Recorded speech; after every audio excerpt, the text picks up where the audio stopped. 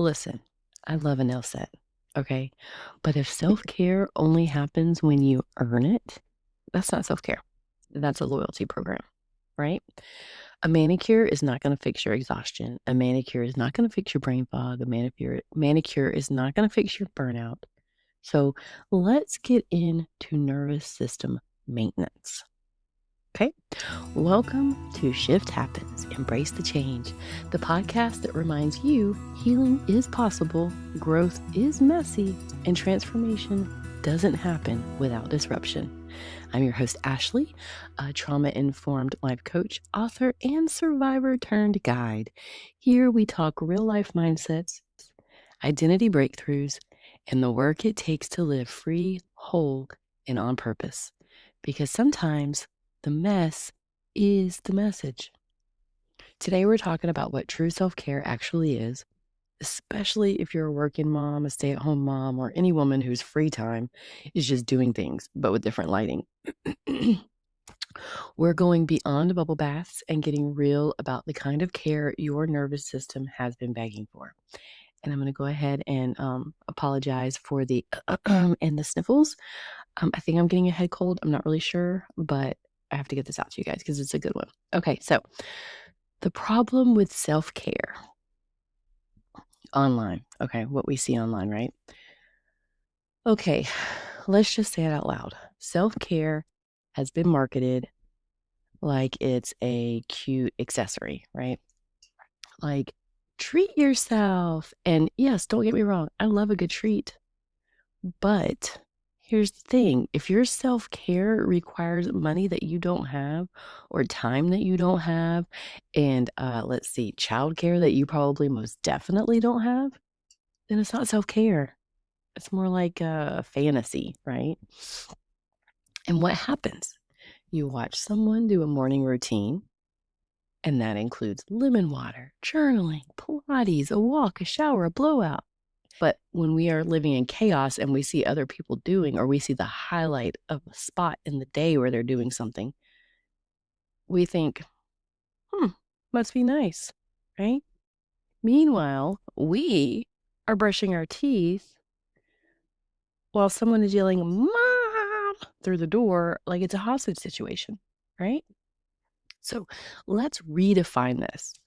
Real self-care is not a treat. Sorry, I'm unzipping my jacket. It was freezing cold in here, and now it's gotten warmed up. But real self-care is not a treat. It is maintenance. It's not something you do when you're finally finished and you finally earned it. It's what you do so you don't break down, blow up, or disappear emotionally in your own life, right? Because here's the truth. You don't need a spa day. You need real relief, okay? Let's talk about why this hits moms so hard. If you're a working mom, on top of being mom, you're juggling deadlines, people needing you, and then you clock out and go home to more people needing you. And if you're a mom that's living in burnout and exhaustion and brain fog and fatigue and all of these things, it's probably because you don't have support at home, right? Are your kids at school all day or in daycare all day or whatever, and then they come home, everybody comes home and you still have to cook food, you have to bathe kids, you have to go over homework, you have to all the things that happen at night, right?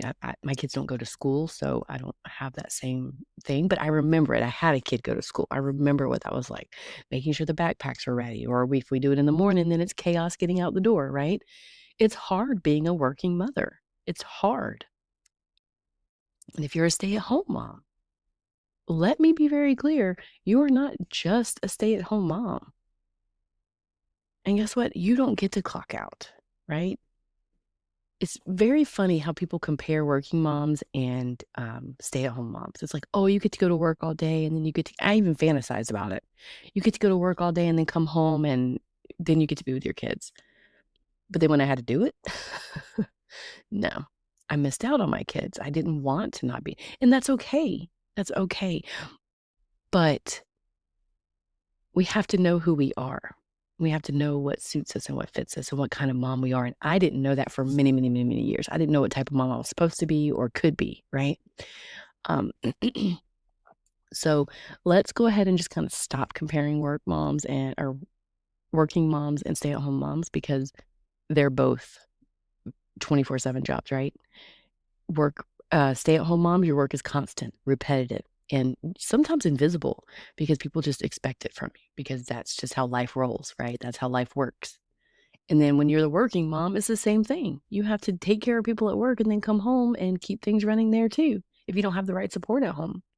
And half the time, for both moms, you're trying to finish one task while being interrupted 47 times, whether that be at work or at home or both. I remember, because my mom had to work outside the home when I was a kid, and I remember having to call her at work multiple times once just to ask questions, because I didn't know, because I had to stay at home by myself, and I was the oldest. I think I was like 8. There's interruptions regardless. If you're a mom, there's responsibility, so there will be interruptions, so there will be chaos, so there will be pull and tug on you. Either way, what you're carrying isn't just busy work. It isn't just being busy. It's chronic output. It's being on all the time. And when your nervous system is in constant output mode, your body starts treating normal life like an emergency, right?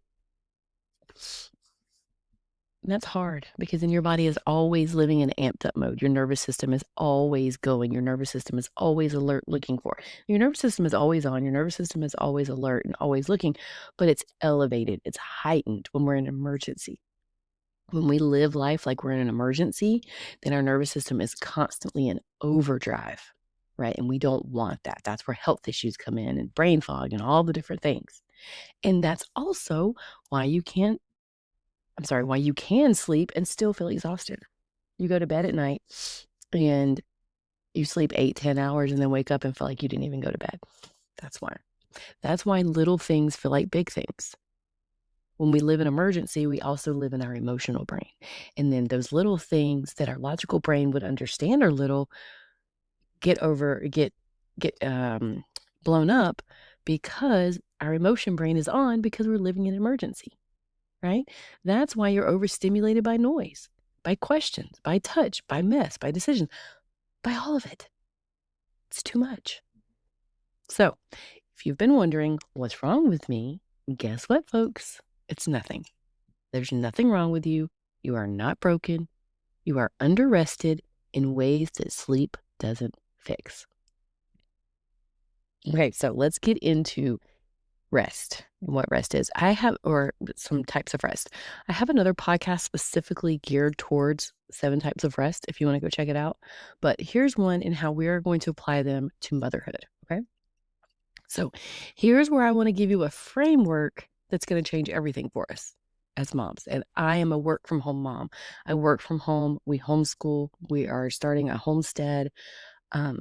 It's always go, go, go. So I use this. Anything that I teach you guys is something that I have applied in my life, and I know that it works, regardless of all of the studies and all of the things and whatever else is out there. I have applied it and I know it works. So 7 types of rest. Because when most people say rest, they mean sleep. When you say, did you get any rest? Everyone thinks sleep. Excuse me. But sleep is only one kind of rest. And if you're missing the other kinds, you're still going to feel depleted. So I want you to listen for the one rest that hits you in the chest, like, oh, that's me. I'm going to read these off. You listen to see which one resonates with you, because that is going to be where your next step should land. Okay? All right, let me take a little sip and then we'll get into it. Okay, physical rest. Okay, physical rest is obvious, right? But not always. There are many of us who will just go, go, go, go, go, right? This is your body being tired, tense, tight, sore, or run down, and you still push right through it. But here's the twist.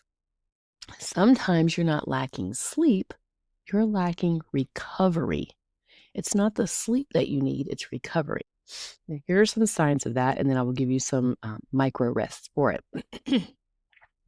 Your shoulders live up by your ears. If you've been through any relaxation exercise with me, my very first direction is to get your shoulders out of your ears. Lower the shoulders, relax the neck and the shoulders, right? You feel tired even after sleeping. We've talked about that. And your body feels heavy. Like you just feel heavy, right? Like you just, I know for me, it felt uh, like I was tired. My brain was going, going, going. I had plenty of energy there and I had all the ideas and all the thoughts and all the desires, but my body just felt like I had weights on it and I couldn't make it get up to do the things that I wanted it to do. I was just so physically tired, but not sleep tired. Okay. So 2 minutes of stretching at the kitchen counter. Now, these are ones that you pick and choose that are going to work best for you in your circumstances, in your physical rest. Okay. You don't have to do all of these.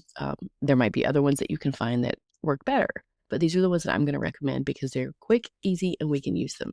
Right. So 2 minutes of stretching at the kitchen counter. And this doesn't mean just one time and then it should fix your day. Multiple times if you have to. I'm constantly standing in the kitchen stretching. Sometimes my husband will come in and I'm bent, folded in half in the kitchen. He's like, "What are you doing?" I'm like, "Just stretching." It's like, "Okay." And earlier bedtime by 15 minutes. Okay, let's be realistic. We are not going to bed 2 hours early. I have this I'm always like, "Oh, I wanna have the boys in bed by 8 so that we can lay down, maybe watch a show, read a book, just talk, whatever." No, never happens that way. So now I have aimed to do earlier bedtime by 15 minutes. And then so I've almost gotten us where I want us to be with bedtime time by doing it in increments of 15 minutes instead of just trying to go all out in 2 hours, right? Or whatever the time difference that I needed to make was. So earlier bedtime by 15 minutes, just give yourself that time. And if you're just laying there, then just lay there, but lay there without scrolling. That's the next one. Lay down without scrolling. I know, I know. Just breathe. Let your brain scroll your body. Let your brain scroll the room. Let your brain scroll the day. Replay the day. Think about the day. Think about a win. Think about something that you learned. Think about something that you tried to do in the day that didn't serve you, so now you're going to let it go, right? Just lay there without scrolling. Number 2, mental rest. Mental rest is for the moms who have 37 tabs open in their brain at one time, right? That's me. Got a goal of making it better this year, and I'm going to tell you guys how. So, signs that you could possibly use mental rest are racing thoughts, forgetfulness. You can't focus, right? A lot of times we can't focus on one thing because we have too many things and we don't know which one is the first one. And I got a way to help you with that too. But you can't focus. You feel mentally itchy, like you can't settle. Now, some micro rests for this: a 3-minute brain dump in your notes app. And these are the tools that I am committed to using this year. Not necessarily my notes app, but I do use it. But I use my journal a lot. I do brain dump. And if you've been around for any amount of time in my social media, you've seen that I do stream of consciousness journaling. And so that is a great, great tool. And my sister uses her notes app. She's like, that's my lifesaver. Like it holds all of my everything in it. If you want to know who I am, look in my notes app. Right. And then next, and I feel like once you do that brain dump, it allows this next tool to be a little easier to use, and that's one task at a time. I have a tool that I teach clients. It's called the one thing rule. And it's like once we have decided where all of our energy is going and what we need, like what is required of us, then we take and we say, okay, well, what's the first thing I can do? The first one thing I can do, the first step I can take. And that's it. You do that one first step, because something that I have discovered in the study of motivation and discipline and all of the things is that when you take that one step, 9 times out of 10, it makes that second step easier and it provides clarity and it helps build momentum and motivation. So, one task, one thing, that's it. Don't think about all the 57 other things. That's like when you walk into a room that's messy. The one thing, I start with trash. Pick up the trash first, and then I move on to the next thing, right? One task at a time. 60 seconds of staring out the window like you're in a dramatic music video. Boy, do I miss music videos. MTV, like it was. And I barely started using MTV. Yeah, it was probably right when it started becoming more television than music videos, right? But anyway, 60 seconds of staring. So it's so funny because in our society, if you're staring out the window, something's wrong, right? And for the longest time, my husband, when we would ride down the road in the car, he's like, "What's wrong?" I'm like, "What are you talking about?" "Well, you're staring out the window. You're turned and staring out the window." I'm just admiring the view. My brain is just kind of la la, and I'm just nothing's wrong. I'm just looking out the window. But society has told us that if we're not talking, if we're not producing, then something's wrong, right? No. Take the 60 seconds, stare out your window, watch the wind blow the trees, watch the neighbors walk their dogs, watch the frost melt on your grass. Like, just look, just watch, just enjoy. Don't make it about anything. Just look. Okay, number 3, emotional rest. Emotional rest is for the woman who is fine, but she's not really fine, right? Some signs of this, and we all know the signs of this because this is a very prevalent condition in our society. You're just holding it together. I'm here, I'm holding it together, doing all right. You don't feel safe to be honest. This is a tough one. This is a really tough one. If you don't have a safe place to land, somewhere to go with your emotions, then you bottle them up and you end up with health conditions. I'll go ahead and say it because you're messing up your nervous system, brother, sister, whatever. So find you a safe place. Now, I'm going to tell you a little story, and it kind of doesn't really, but it does. Okay. So my first marriage was very tumultuous, and just like in most things, there are good moments, but the bad way outweighs it, I guess.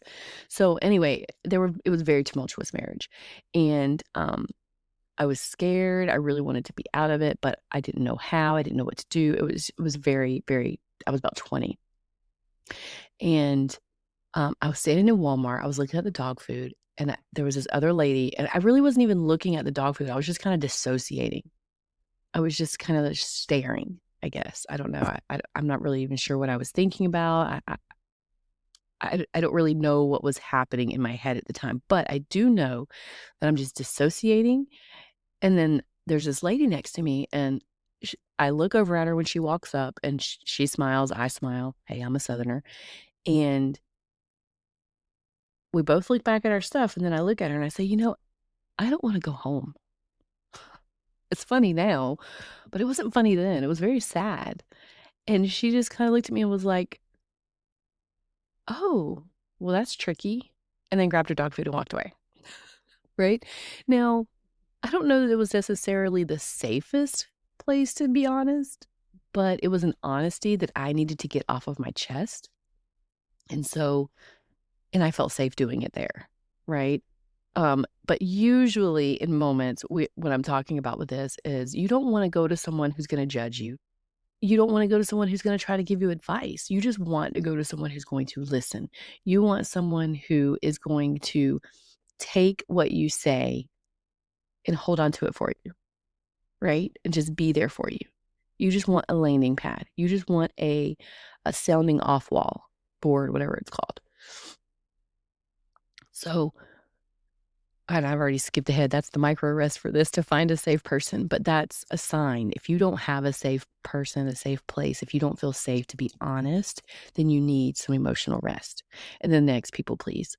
If you're a people pleaser, there's something going on. It could be something deeper, but most likely you need some emotional rest because you feel like you have to make everybody happy. And so that's draining you, right? All right. And then, you're tired of being the strong one. I almost forgot this one. You're tired of being the strong one. That one is tough. That one is really hard. because you feel like you're the one that has to always hold it together and you feel like you're the one that always has to be the one that's doing everything. I know someone like that, and I once was that way, and I still kind of am a little bit, but I try to rein it in a lot. Anyway, some micro rest for that.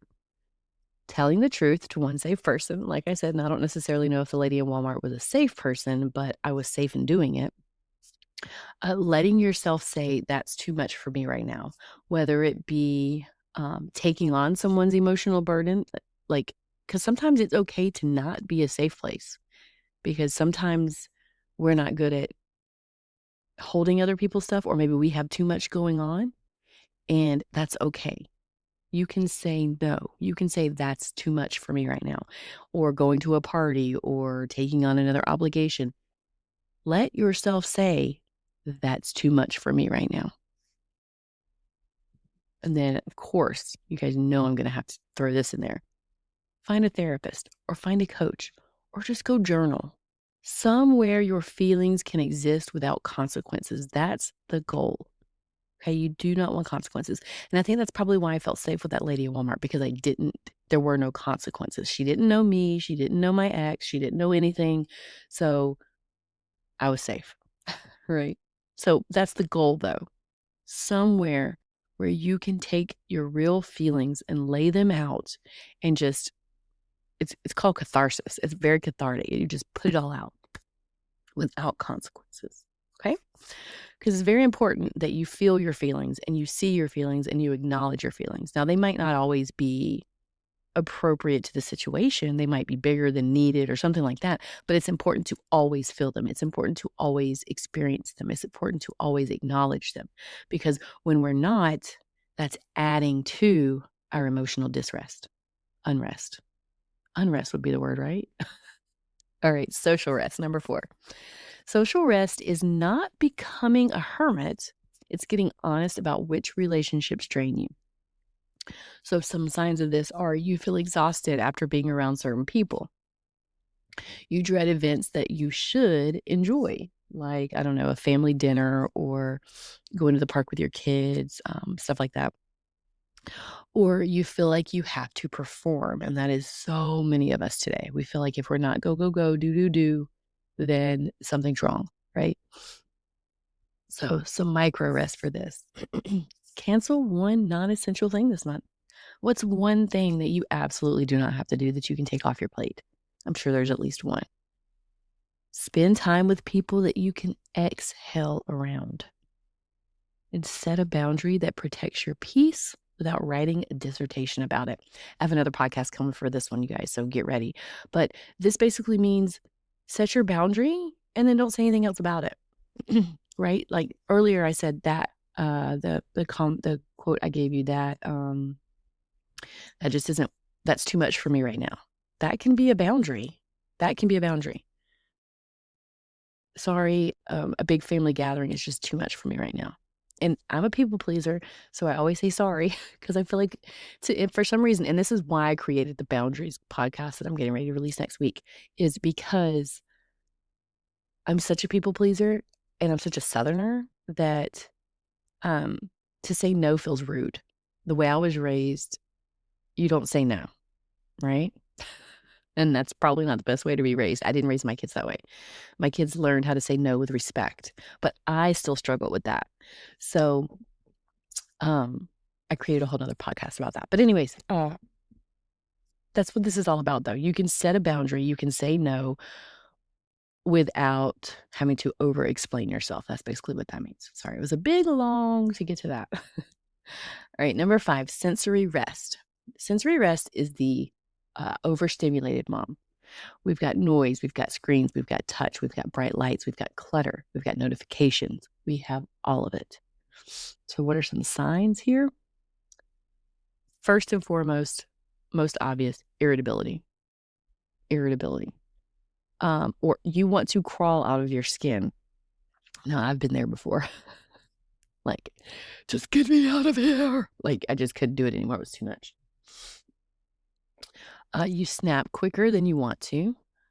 I have been that mom it's because I had those 37,000 tabs going off in my brain, right? And so I would snap quicker than I wanted to. because all of those thoughts in my brains are a part or a form of sensory. I was overstimulated. I had all of the noise and all of the chaos of the world, plus all of the thoughts and the chaos that's going on in my brain. Of course, I'm going to snap quick. All right, here's some micro rest for you. Dim the lights for 10 minutes. This is super important to give your brain and your eyes a break. This will help with overstimulation more than you can imagine. One silent car ride. This means no podcast, no phone, no music, just you and the wheel. And I know it's hard, just breathe, but it's doable. I did it yesterday. For some reason, I think so when I get excited about like a new podcast episode I want to do, or if I have a new webinar I want to create because I get an idea, I get really excited and then my brain hyper focuses on that. And so it's harder for me to do the normal rigmarole of the day because all I want to do is get up here and work. And then I can focus on the other things. So yesterday it was kind of hard for me. I had a really hard time focusing on my normal responsibilities as mom because my brain was still here at work. I wanted to be here at work. And that's okay. That happens. That's okay. So what I did was I took a silent car ride. We needed toothpaste and a couple other things that we had forgotten when we went out, when my husband had gone out earlier in the day. And so I was like, I'll go get it. Let me do it. So it was a silent car ride to the store, but on the way back, I listened to music. But just give your brain a break. You know, that staring out the window for 60 seconds. That's the same thing when you drive down the road for 20 minutes, 30 minutes with nothing, just silence. Just give your brain a break. We don't have to always be listening. We don't always have to be looking. We don't always have to be seeing. Dim your lights. One silent car ride. Go into do not disturb for an hour a day. I know that's not possible for everyone, but especially working moms, if you have a lunch break, go into do not disturb. Use your lunch break. Take your lunch break. Do not use that lunch break to do all the other things you have to do. Use your lunch break for your lunch break. Now, I understand there's doctor's appointments and there's things that you have to do for yourself that sometimes have to happen during lunch break. I get that. But while you're doing that, while you're waiting in the room, read a book or sit in silence. Don't read a book. Don't listen to a podcast. Don't watch the television, right? Just sit there and wait for your turn. Earplugs while you're cooking or cleaning. And yes, you're allowed to do this. When my kids were little, I did one ear out the other, or like if I'm home alone, it's just me and the kids, I'll put my headphones on and leave one ear out, depending on what I'm doing and where we're at and what they're doing. But my kids are older now, so I can do that. And they're pretty responsible. So I don't have to worry about it too much. But when they were younger, I did. It was harder, but you can do it. Okay. Creative rest. Creative rest is for the woman who feels uninspired, blah, or emotionally flat, or like they can't figure things out, right? Because so much of motherhood is problem solving, whether we work or we're at home. And saying that, I almost feel like being a working mom, it might be a little more because you're problem solving for all of the people and everything that's going on at work. And then you come home and there's more problems to solve, right? So creative rest is going to be very important for us because that creative part of our brain, guess what else we do there? We problem solve. Okay. So here are some signs. Everything feels like work. You enjoy nothing. You can't imagine fun. And you feel like life is just full of tasks. That was me for a while. Micro rest, nature, get out in nature. Go take a walk, stare out your window, sit on your front porch, experience something beautiful. Go to a museum, look at art, right? Go to a park, whatever you enjoy as beauty, do that. Experience beauty. Music. Now, I know I keep saying, don't listen to music, but that's if you're in that rest. If you need creative rest, put on some music. Like, just put on music and dance, or just lay there and listen, right?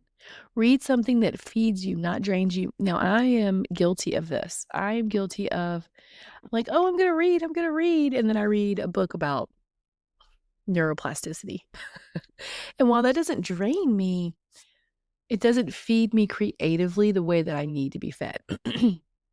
So, because all it does is put more ideas into my head about things I want to do. And that's not what you're looking for here.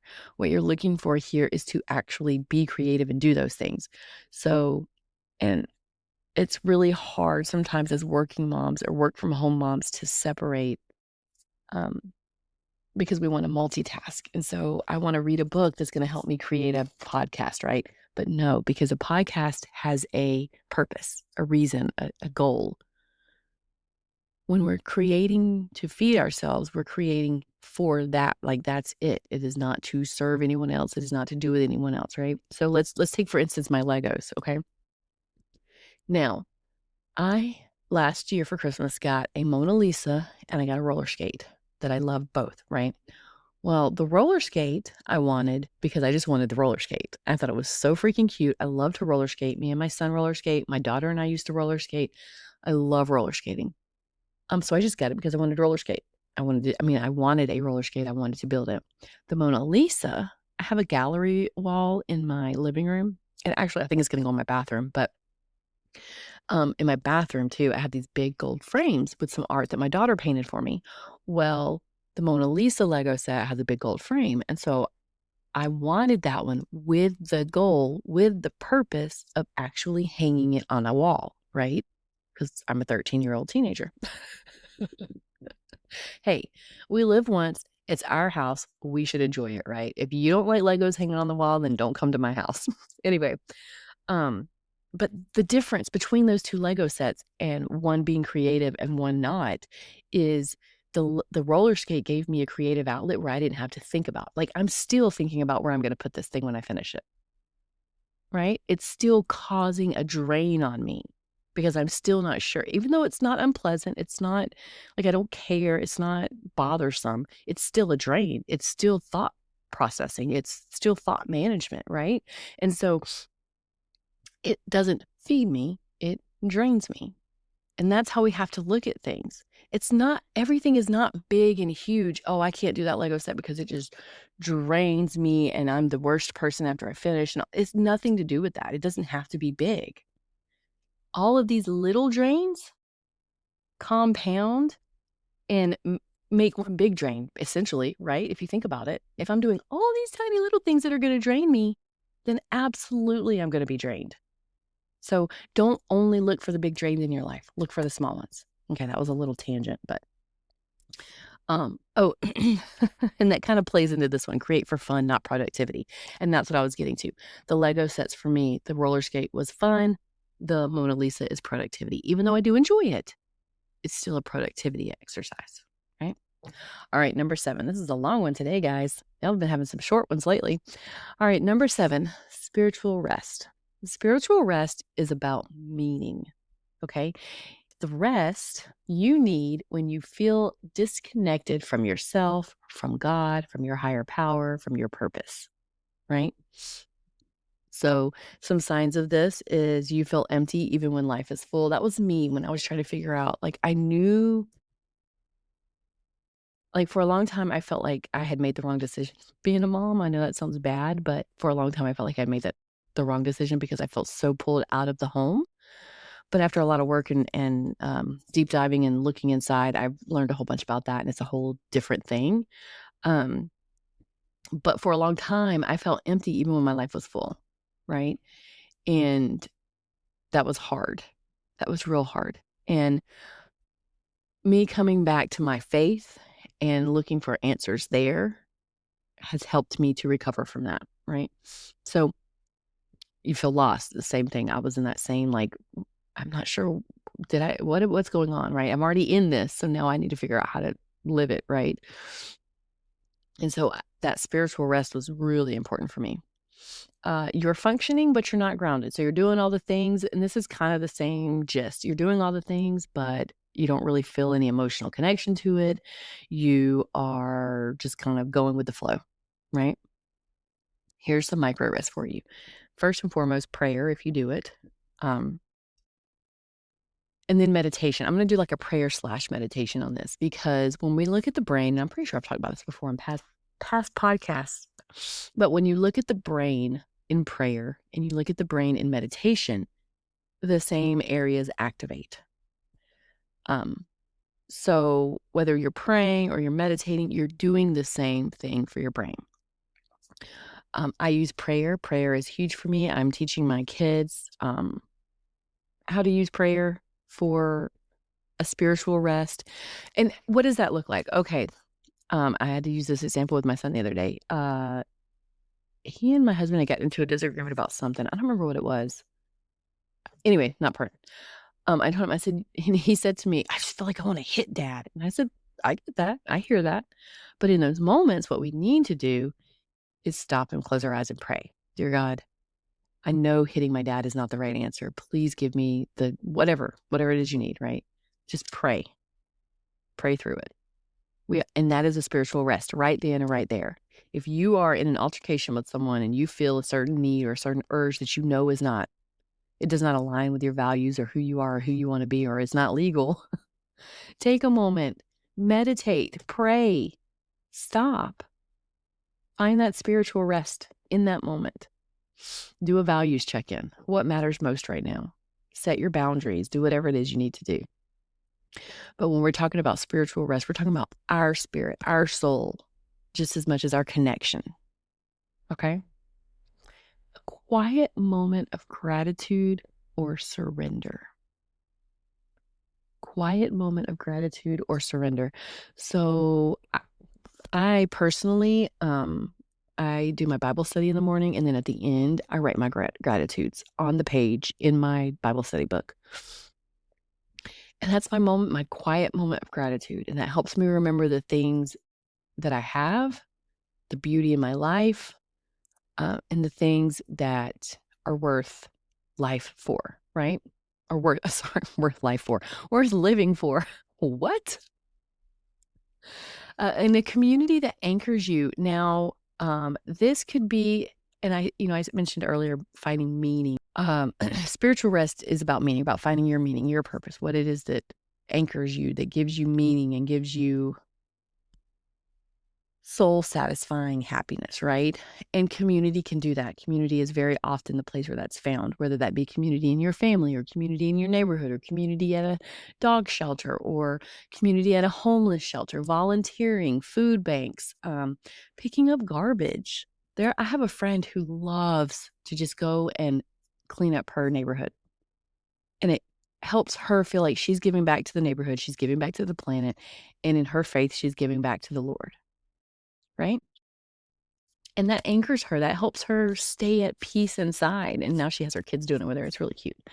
So, something that anchors you, find meaning. Okay.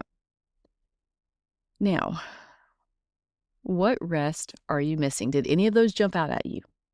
If you're not sure, because that was a whole lot, let's do a quick check-in, okay? I want you to answer these really fast, no overthinking, kind of like rapid fire. I'm gonna say them, and you decide yes or no, that's me.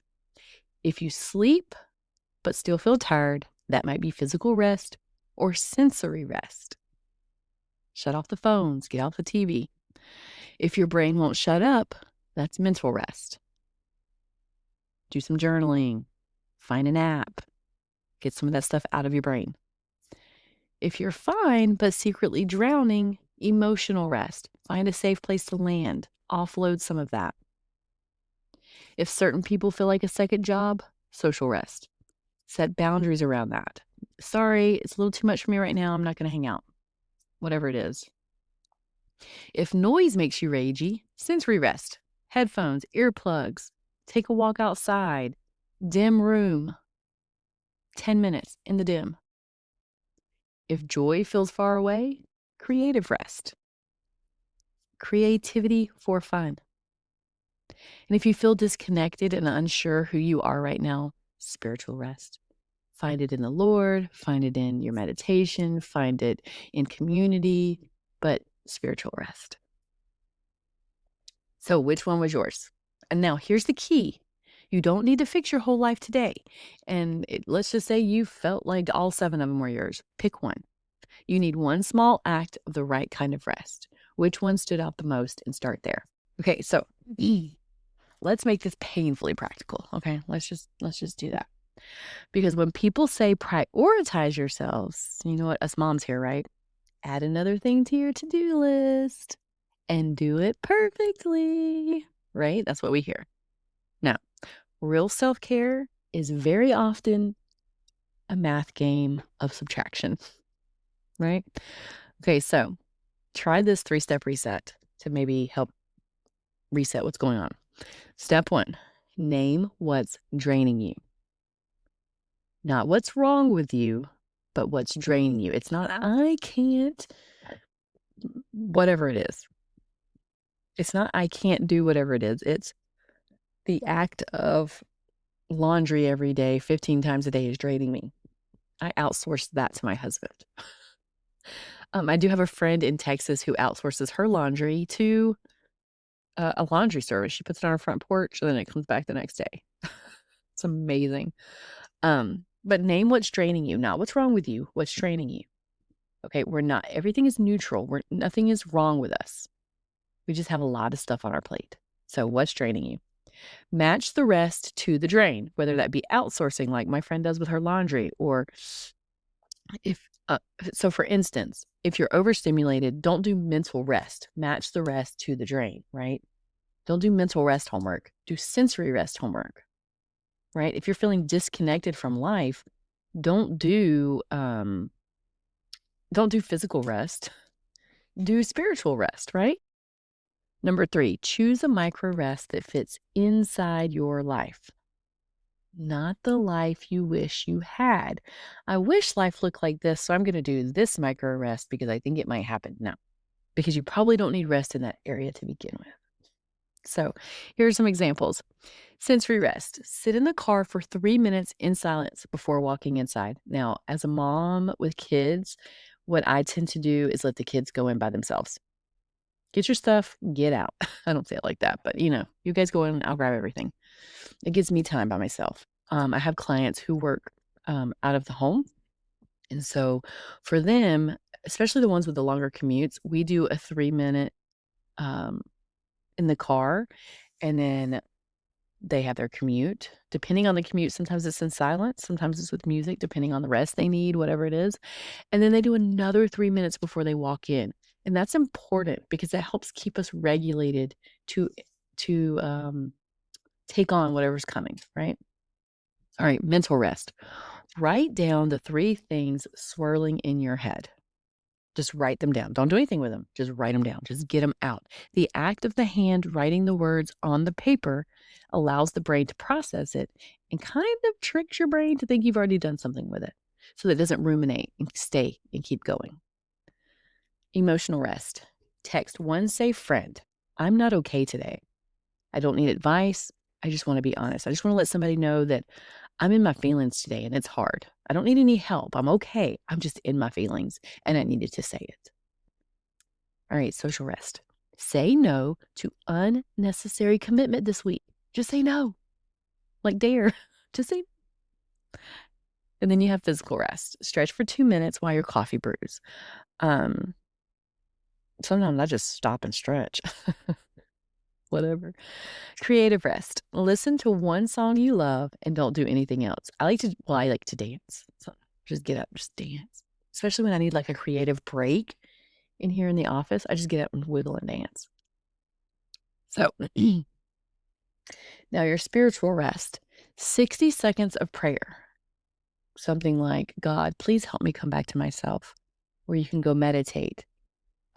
Meditate on whatever it is that you're looking for, however you meditate. If you want to talk meditation, reach out. All right, the deeper layer here, identity and our nervous system. I want to say this gently, okay?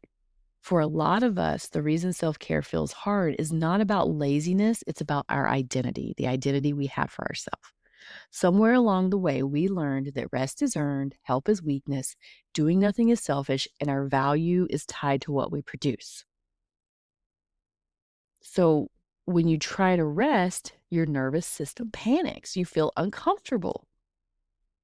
I know for me, I have not started that Mona Lisa painting in a year or Lego set in a year because it feels awkward to me. Like the little rollerblade, it took me like maybe 30 minutes, roller skate, maybe 30 minutes. So it wasn't a big deal, right? I'm fine with 30 minutes.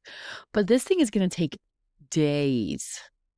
And like I have a friend who is diamond art fanatic, and she has no problem just sitting and doing diamond art for hours at a time. And I just can't do that for some reason. So this is something that I'm working on right now. I have made it my mission to set up a little table and pull out my Lego set. And every Sunday, because we have designated Sundays as rest days, we don't do anything else on Sunday. We go to church and we rest. I'm going to sit and do my Lego set, right? Because me doing that is going to tell my nervous system, it's okay. We're allowed to sit. We're allowed to create. We're allowed to just do.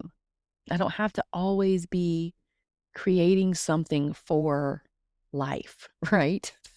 So when you try to rest, your nervous system panics. Your nervous system thinks, okay, we're doing something wrong. Somebody's going to come yell at us, because it thinks rest equals danger. Like if I stop, everything falls apart. Or if I slow down, I'll disappoint everyone. Or if I take care of myself, I'm a bad mom. If I sit here and do Legos by myself for an hour on Sunday or 2 hours on Sunday, I'm a bad mom because I didn't spend those 2 hours with my kids, even though I just spent 8 hours with them. Let's make it make sense, right? That's not truth. That's conditioning. We are conditioned to believe that. Real self-care is reteaching your body. I am safe when I stop. I am valuable when I rest. I can be a good mom and still be a whole person. So here's your takeaway. Self-care that works is not bubble baths or boundaries. It's not nails or nervous system. It's both. But the maintenance has to come first. So today, I want you to do one thing. Ask yourself, what kind of rest am I actually missing? And then choose one micro step that fits your real life.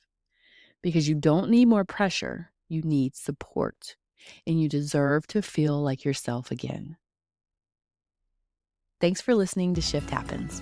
If today's episode stirred something in you, take a breath, take a beat, and remember, change isn't just possible, it's already happening. And if you're realizing you don't need more self-care ideas, you need a plan that actually fits your life, gotcha. You can connect with me through the Mindshift Project for one-on-one coaching and workshops that will help you build nervous system maintenance into your real routines without the guilt spiral.